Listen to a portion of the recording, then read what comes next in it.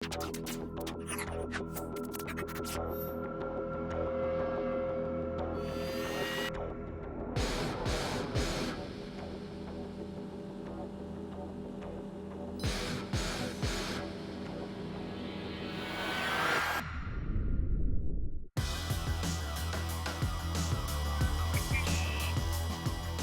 you just gotta make them bite.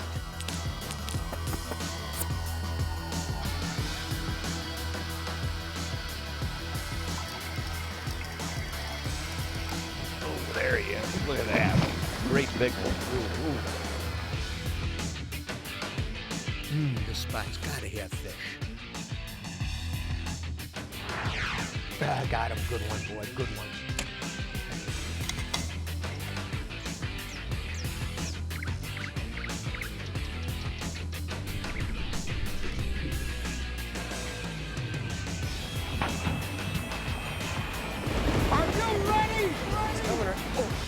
There we go.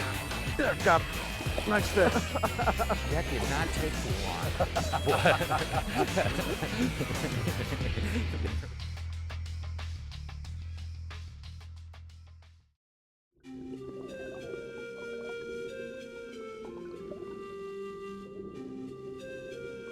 Throughout the seasons, fish of all species utilize different portions of the water column based on their individual needs. Water temperature, oxygen levels, forage location, spawning conditions, and other factors combine to impact fish location. Fish are mobile and versatile creatures, likely to change depth or location when environmental conditions change. To consistently contact and catch them, many presentation options have been developed, capable of covering all depth zones as needed.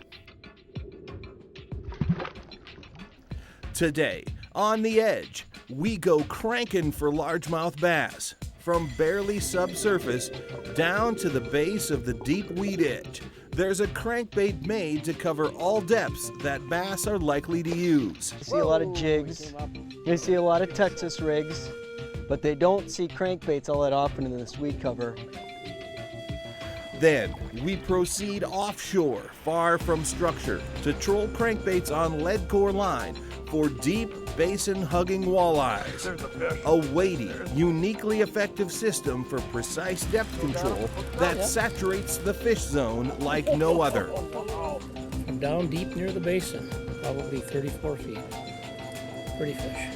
One thing's for sure, if your lures aren't presented at the right depth to contact fish, Got one going? you're not gonna get bit. There we go. Right under the boat. But when you put them in the right place, in precisely the right way, good things tend to happen. These crankbaits, no matter where you fish, can be an extremely productive tool, not only for covering water, but catching numbers of big fish. Cheers. Closed captioning provided by Fishoflage. Versatile presentations can be fished throughout a range of depths, from the extreme shallows down into deeper water. Take a Texas rig softbait, for example. Fish it weightless, and you can cast it up into inches of water. Slip a sinker onto your line, and you can slither it down as deep as you wish. Adding or subtracting the proper amount of weight is the key to depth control. Diving crankbaits, by comparison, have built-in depth control. They operate within specific depth ranges based upon their combination of lip size, shape, and design characteristics. In short, matching the diving capabilities of crankbaits to the depth of the fish is the primary key to angling success. That's big bass. All right. Big bass, Jared. Right on the end of that cabbage, man. Come here, baby. You got a mouthful of DT. Look at that one, huh? You know, to catch any fish consistently, in this case, Jeremy and I are talking about, obviously, largemouth bass. First and foremost, you got to know when to fish them with a particular bait. Now, I'm talking about a particular family of baits or a style or a type of bait. First of all, when do I fish that bait? Secondly, where do I fish it? What's third? How do I fish it? Then you take that bait and you mix it with a good mix of confidence based on your personal experience, and it makes for a great, great bite of fish. Jeremy and I are going to talk a little bit about crankbait fishing today for bass, something any serious bass fisherman has got a load of in his tackle boxes. But we're going to share a few different experiences that we had on a lot of the lakes that we fish that might help you catch a few more fish this year cranking. This particular lake that Al and I are on is a classic northern bass lake. It's got some weeds rimming just a bowl. There's no real sunken islands. There's no deep rock piles. It's just a weed bowl, and there's good habitat around the whole thing, 360. And we can put these cranks on and cover it. We've been able to see with the electronics, the fish are in 13 to 17 feet of water. We can see that, and we can just boogie along, hold the boat right in that depth range, and just cover the whole weed line and burn this lake out in a big hurry. It's extremely efficient fishing. You know, in this kind of habitat that we're on now, you can't take this crankbait and pound bottom. That isn't going to happen. Yeah, you know, we're tickling the weeds. We want to come right above them. We want to touch them when we can. And that takes a lot of feel. And then you just kind of pop it off slowly. You don't want to bury that crankbait in there. But this kind of cranking, it is different than the traditional hit the bottom or you're not going to get a bite. And these clear water lakes, you get near, you catch an awful lot of fish free running that bait. A lot of fish, but you got to be close to the right depth. But they'll hit it free running a lot. The whole ticket to fishing weeds effectively is the retrieve. You're just kind of pulling. Just watch that, kind of pull, reel down. I'm not giving it slack. I'm just kind of pulling, catching back up to the bait. And if I do feel that I hit a little cover, just throw a little slack in it, pull it forward, and you're clean. You can fish amazingly well through coontail, cabbage, even milfoil in some cases. What do you got? Bass. Largy? I think so. Oh boy. I think so. Pounding like a good bass. Yeah, nice. Oh yeah.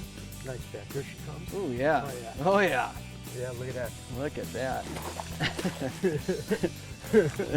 It doesn't get old. Oh man. Well, that's a nice fish. That is a really nice fish. Hang on, baby. I'm getting old. I got to reach for them. But that's worth reaching for, isn't it? You know, when we get out on a crankbait bite like this, you know, and like we were saying in summer, you know, you always got a crankbait bite generally going in a lot of different kinds of lakes. These DT baits, and we're throwing the DTs right, DT 16. This has probably been, not probably, it's the most productive series of bass crankbaits to come along in many, many, many years.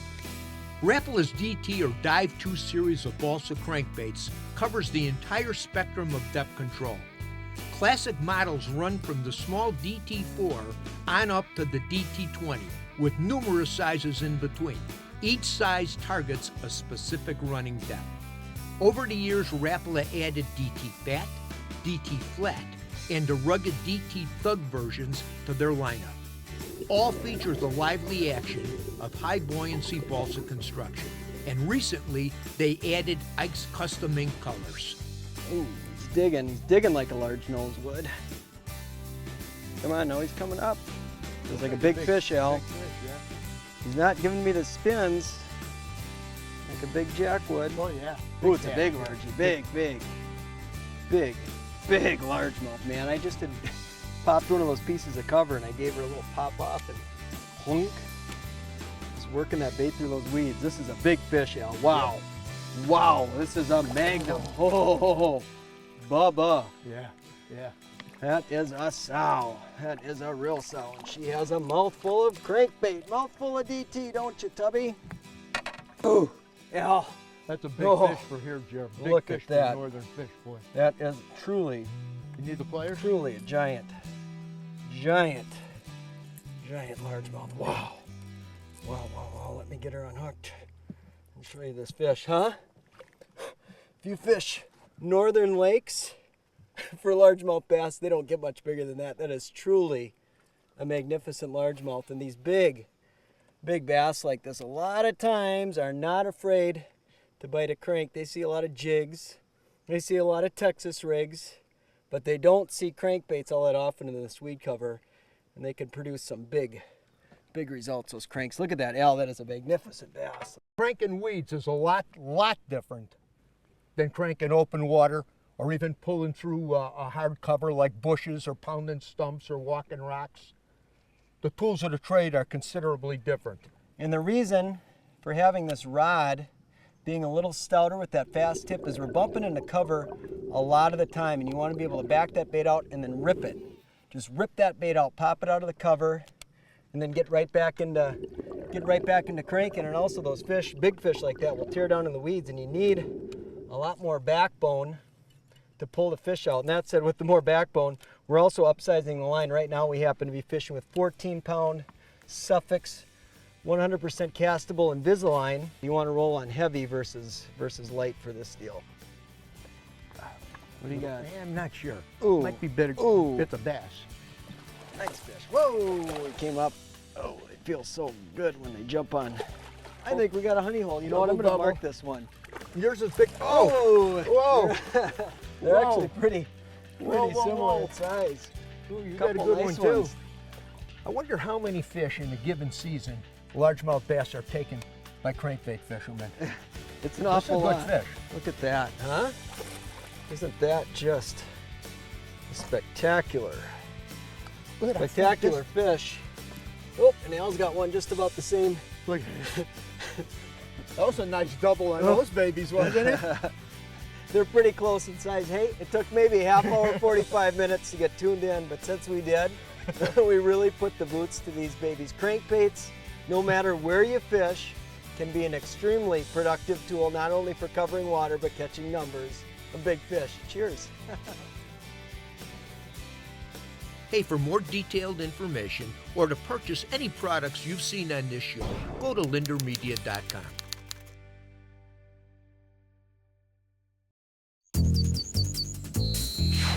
The Edge is presented by these and other fine sponsors.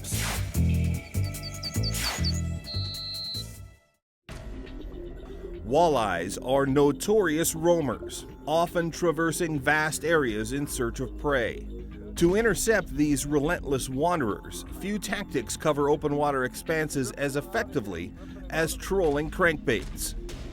Getting your crankbaits down to the proper depth and keeping them running in the fish zone can be achieved in a number of ways. One thing's for sure, when it comes to precise depth control in deep water, trolling crankbaits on leadcore line is tough to beat. Yeah, leadcore is a real interesting critter. I call it a living sinker. It has a thin filament of lead inside, so the entire length of line is a sinker without putting a weight at any one particular point. So basically, the more length of line you let out, the more weight is in the water and the deeper your lures are going to go. It's marked every 10 yards with a different color, so we can tell how much length of line that we have out. Once we get our line length and our boat speed all fine-tuned, we can keep this an inch or two off of the bottom and troll for long distances. Let's get the orange coming out the tip of the rod is where I want to be for this depth. That's what I've determined has been the good running depth. So I got the orange kind of sticking out there. And I should be in the zone now. You know, this kind of technique didn't actually start out for walleyes. Leadcore line fishing originated for lake trout up in New York and into New England in the deep clear lakes up there. And then I think it made the transition to walleye fishing out at Lake McConaughey, Nebraska, which is a big deep reservoir. And some of the guys out there were using it. And probably, I think I'd have to credit the old walleye legend Bob Propp Sr. as being the guy who started bringing the leadcore trolling tactic out to Lake Oahe and to some other places from where it spread. So right now, a lot of the walleye pros that tour the country and fish use this tactic, but surprisingly, it's still relatively unknown among the average angler. I think, let's see, I think it was Gary Parsons and Keith Cavais who brought this tactic to Lake Erie in the very early 90s at a walleye tournament that I can remember, and really shook up the walleye world, and it kind of spread from there. And that's actually how these tactics often get spread. Somebody brings it from an area where it's productive, introduces it to a new area, and the popularity explodes and takes off from there. So while it is present throughout the walleye world, though, it is far, far from being as popular as it should be. From down deep near the basin, probably 34 feet. Trolling small shad baits and minnow imitators on leadcore is extremely effective when walleyes key on small bait fish or young of the year forage. Shad shapes include Rapla's solid or jointed shad rap 4s and 5s, and storm smash shad in sizes 5 and 6. For minnow profiles, try Husky Jerk 6s, Tail Dancer 5s, Flat Wrap 6s, or Storm Junior Thundersticks.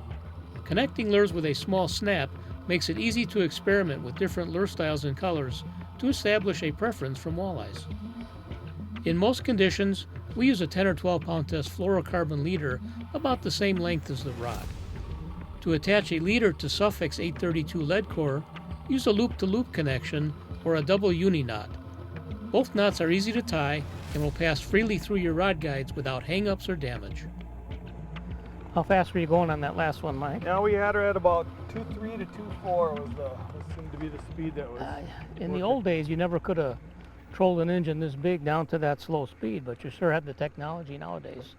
Yeah, that's one thing nice. You know, Dave and we're using a tiller boat here, a big tiller. We got this 94-stroke Mercury with the big tiller package on here. You see I got the hydraulic steering, which is a tiller assist, steering assist, and basically what's helping out here is when I'm not touching this engine, it doesn't move, it locks in, so I can fight a fish, run the boat, whatever, and I'm not going to veer off course. And it's just, there's nothing to it to steer it. 2 fingers steer it. The other key feature on this, which is so helpful for trolling, and you'll agree with the speed. Speed is a big deal. And this engine has an RPM adjustment on the side, a plus and minus button here, so I can get going. If I'm going with the wind, say, I can dial it down as far as I want with this and still get down to 1.8, 2, 2, 2, whatever I want. Then, if I'm trolling back, turn around, go back into the wind, and I need to dial it up a little more, I don't have to adjust my handle throttle here at all. All I need to do is hit the plus button here and dial this up, and all of a sudden, I got, you know, another half a mile an hour going without doing anything. So the RPM adjustment is really key for doing this kind of trolling. You know, there's another property of lead that's different than most lines too. If you're trolling and your bait's at a certain depth and then all of a sudden you come up on a big structure 5 feet higher than you're used to, and you think your bait might get hung up, what do? Well, you don't reel in a bunch of line, you just speed up. Yeah. When you speed up, it grabs the water and pulls it up. So actually by just goosing your throttle a little bit, you raise your bait up 4 or 5 feet over the structure, you back her down, and because it's lead, it's a continuous sinker, like you said, it falls right back to the bottom. So yeah, it just doesn't react quickly to depth change. Like if you have a sinker out there, the sinker will go up and down quickly. Lead line takes a little while to get it to raise and takes a little while to drop back down again. Keep the baits in the fish zone. It's really an interesting tactic, and I think it's something that a lot of people should try. Absolutely. Ready? There we go. All right. Oh, look at that one. Good one, Dave. It works, even on a dead calm, dog days of summer type day. Back you go.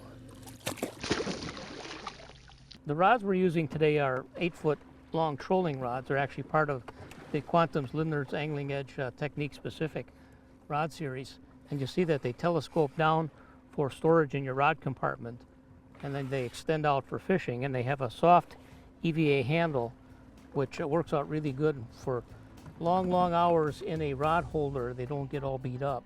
There's a fish. Smacked it pretty good. The old rod holder. Yeah, Nice. that one was in the holder. He's staying down and bulldogging. It's usually a good sign. Yeah, it is.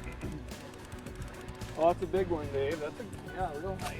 Real nice fish. Oh, look at that one. Oh, yeah. Right. Yeah, you don't necessarily need to have a big lure to catch a big fish.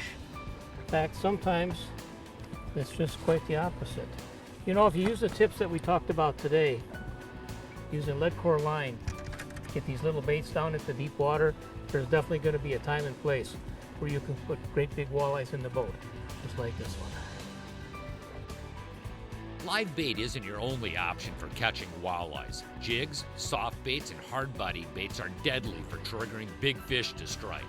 Break tradition with Walleye Artificial Intelligence, part of our Angling Edge instructional DVD collection, available at anglingedge.com. The Edge is presented by these and other fine sponsors. You know, I don't know anybody that sometime in their life hasn't had to deal with major challenges. They may be financial, they may be relationships, they may be sickness, disease. All of these are part of the world we live in. And, you know, dealing with issues like this can be very, very difficult on people, very difficult. On friends, family, everybody around you. In a current issue of In Touch magazine, there was a little thing in a daily devotional. It was titled Practical Ways to Bear Burdens. Starts off by saying, there's hurting people everywhere, but at times we just don't know what to say or do to ease their pain. Here's 6 practical ways to bear someone else's burden. Number 1, be there. At times the best method of helping is simply to be present. Number 2, listen. Don't attempt to give answers or tell people what to do next. Number 3, share.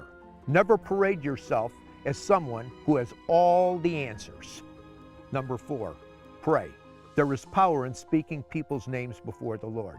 Number 5, give. Sometimes helping others involves more than a handshake or a warm hug. Maybe they're in need of something financial or material. Number 6, substitute. You may know an individual who bears the burden of caring for someone else. If you step in and take his or her place for a while, it could be a huge blessing to them. In today's world, there's more people dealing with challenges than I've ever seen before in my life.